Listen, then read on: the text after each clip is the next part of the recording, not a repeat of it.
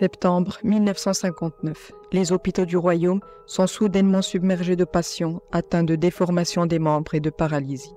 Plus de 200 admis par jour pour atteindre plus de 2000 personnes en moins d'un mois.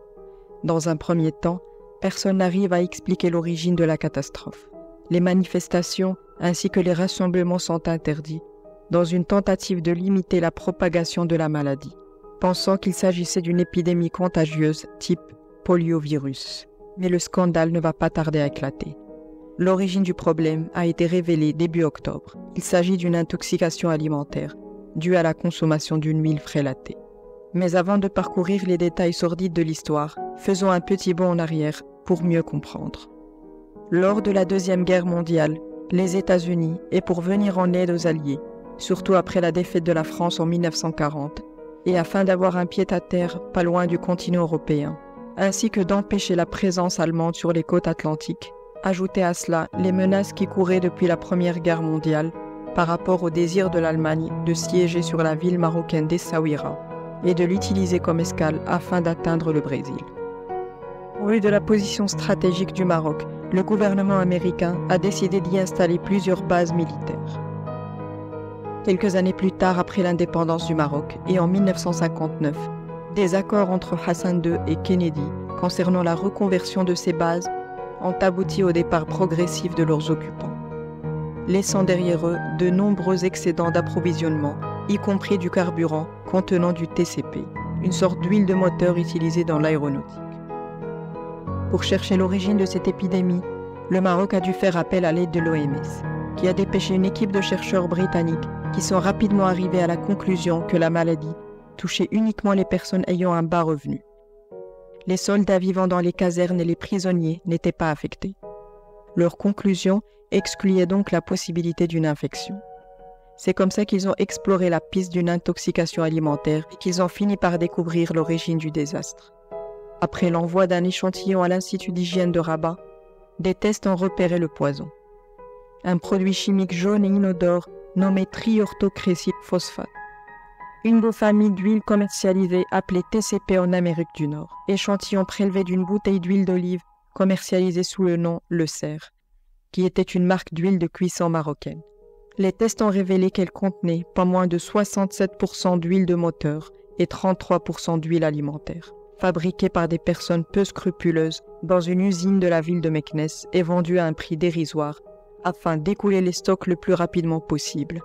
Ces prix attiraient forcément la classe avec un faible revenu, qui croyait naïvement qu'il s'agissait d'une action de l'État marocain pour venir en aide aux plus démunis face au coût de la vie. Les premiers cas commencent à affluer par dizaines dans les hôpitaux de la ville de Meknès, avant de se propager dans d'autres villes. Le Maroc, dépité devant l'ampleur de ces situations, a donc dû faire appel, comme c'était précédemment, à la solidarité internationale, notamment l'OMS, mais également à la Croix-Rouge, qui ont dépêché des équipes afin de venir en aide aux sinistrés.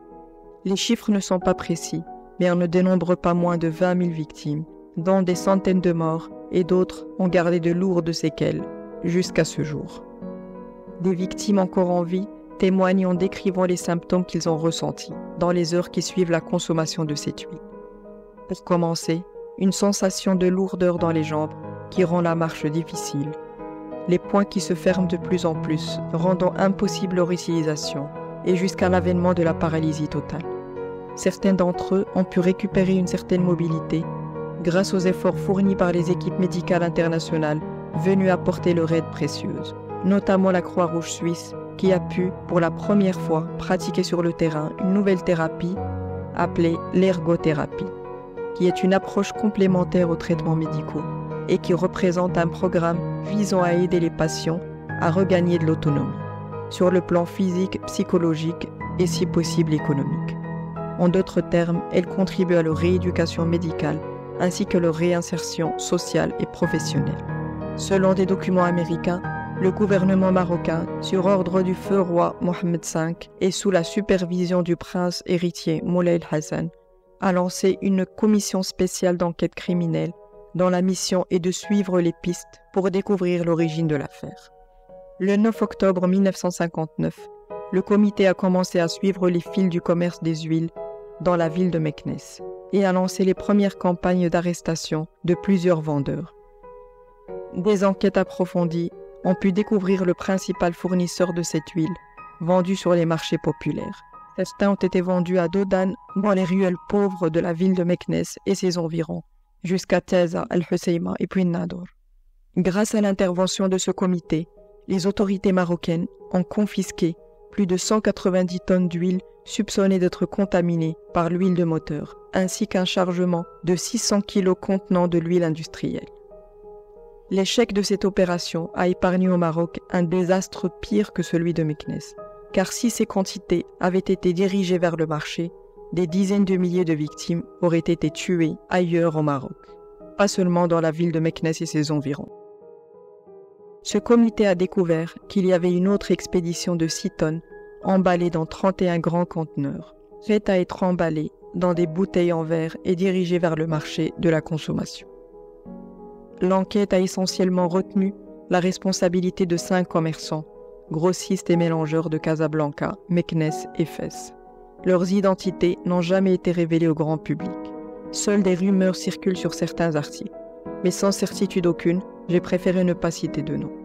Avant même la fin de l'enquête, un arrêté royal autorisant la justice à prononcer la peine capitale contre ceux qui, je cite, « seront convaincus de s'être rendus coupables de crimes contre la santé de la nation ». Le tribunal a fini par les condamner à la peine capitale. Mais, gros retournement des situations, les 5 criminels ont été graciés la même année sans aucune raison valable. Ce crime odieux a poussé feu le roi Mohammed V à allouer un fonds spécial afin de venir en aide aux victimes.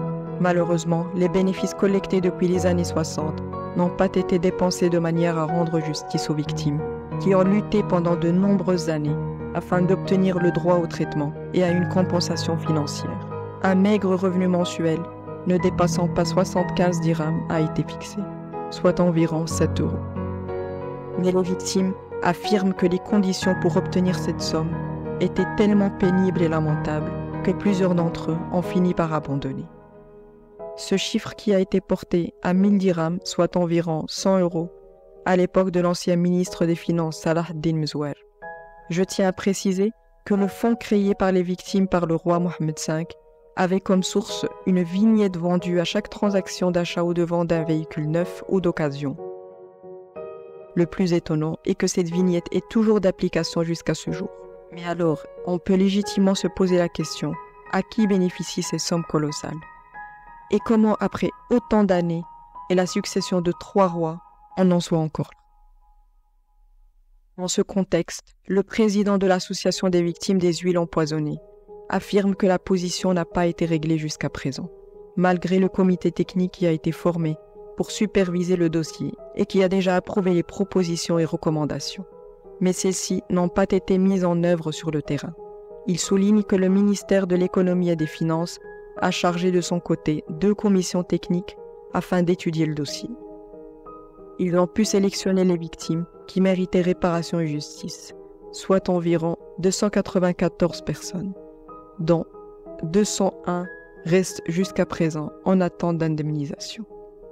Selon le même porte-parole, les commissions techniques dans le ministère de l'Intérieur et de la Santé ont signé les dossiers, de même que le ministère de l'Économie et des Finances, mais celui-ci demeure dans le placard du ministre Fawzi El-Qja depuis des années. Il dit, je cite, « Je l'ai déjà rencontré, je lui ai parlé du dossier, mais il répond qu'ils attendent d'agrandir la base. Mais nous ne savons pas de quelle base il parle. Les victimes sont connues et personne ne sera ajouté à la liste. » Aujourd'hui, 65 ans plus tard, certaines victimes ont dépassé la barre des 80 ans et attendent toujours une régularisation, sachant que le fameux fonds alloué par le roi Mohammed V au moment de la catastrophe est estimé à 38 milliards de dirhams. En parallèle, une crise sanitaire similaire a eu lieu en 1981 en Espagne, également à cause de la consommation d'une huile frélatée, mais pour leur part à cause d'une contamination aux pesticides et qui a causé l'empoisonnement d'environ 20 700 personnes. Les victimes ont toutes pu être endommagées et le dossier a été clos en 1988.